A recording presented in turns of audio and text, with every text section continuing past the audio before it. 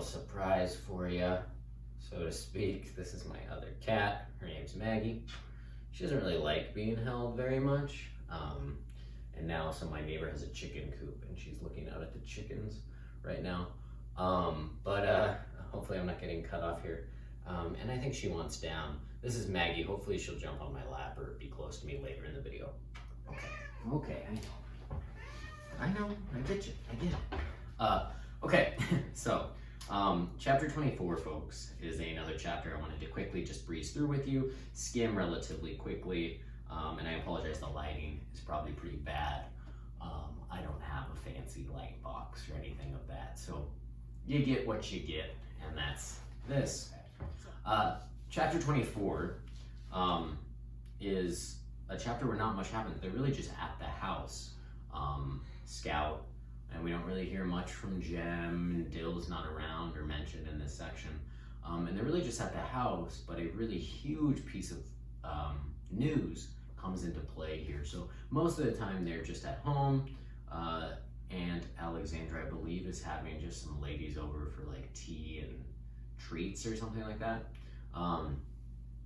And Scout is being a part of it. And she's kind of talking about her life, and I picked out a few different pieces and talking about who she is to them before the big news comes later. So I'll just read a couple of those components to you and get through this chapter quickly, huh? Make it nice and easy. They're having this conversation about what Scout should be when she's older, what she wants to be, and they're asking her about it, and she says, "No, I hadn't thought about it," I answered, grateful that Miss Stephanie was kind enough to change the subject.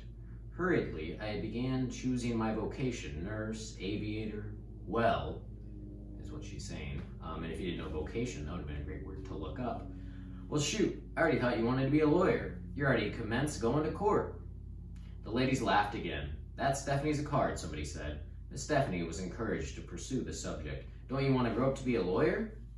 And Scout is trying to think of what she wants to be when she grows up. And first of all, she's like 9 years old. So I doubt she'd put much real thought into it.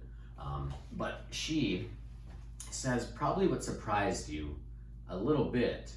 And she says, gnome, just a lady, which is a very interesting answer for Scout, being that she has been mentioned as a tomboy and how she's been kind of perceived and approached throughout the text, and how she's purposefully had people perceive her. And you might be thinking that's a weird answer for her.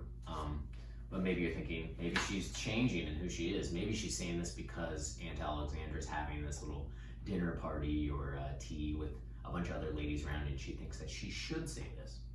I don't know, just an interesting little bit. And then they just kind of continue to talk and gossip and have conversations about people in their society and people around.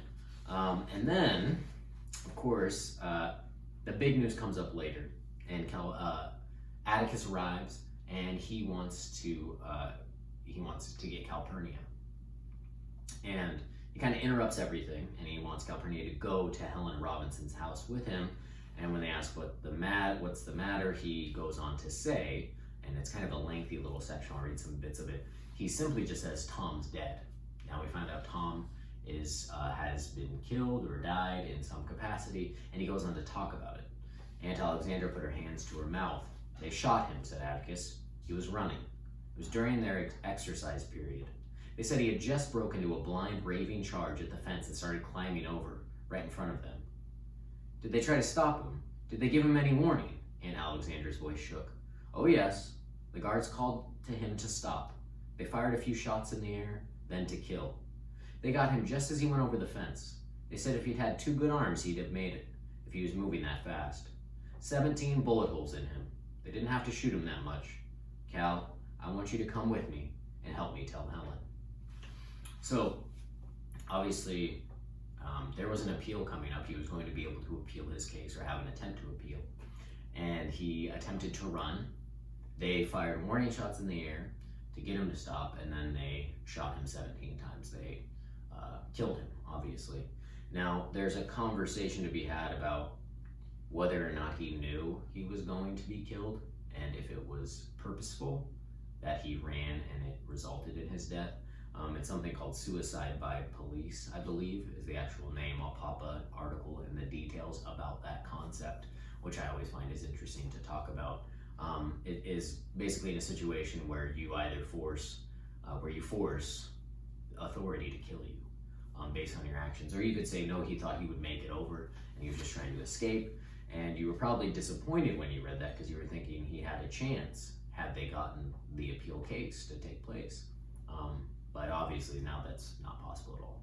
And you might have been a little taken aback that Aunt Alexandra says this is the last straw, Atticus.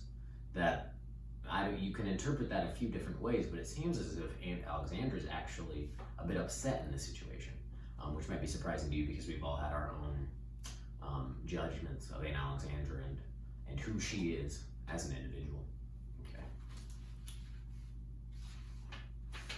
Later on in the text, not much else happens really.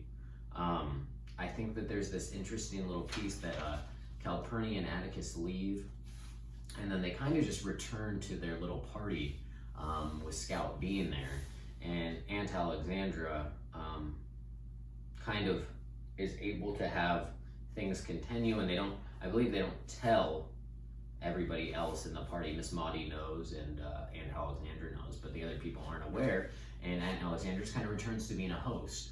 And the last line of the chapter is, after all, this is when she's decided to get a tray of cookies and serve them out to everybody, kind of just going back to the role she was fulfilling before. Scout says, after all, if Auntie could be a lady at a time like this, so could I.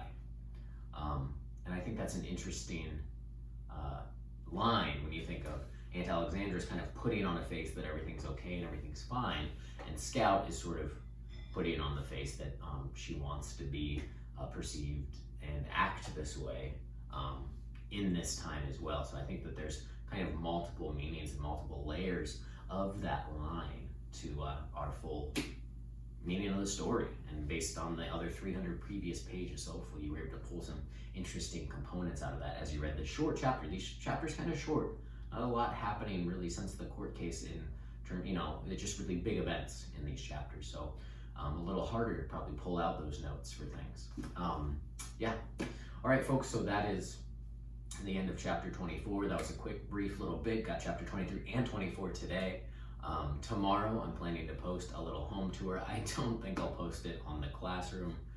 It's not really like academic, so I don't think it'd be appropriate to be in the Google Classroom, but I'll post it on the YouTube channel and you can check it out and watch it if you like. Yeah, that's everything. Again, I hope you're staying safe and thinking of you all.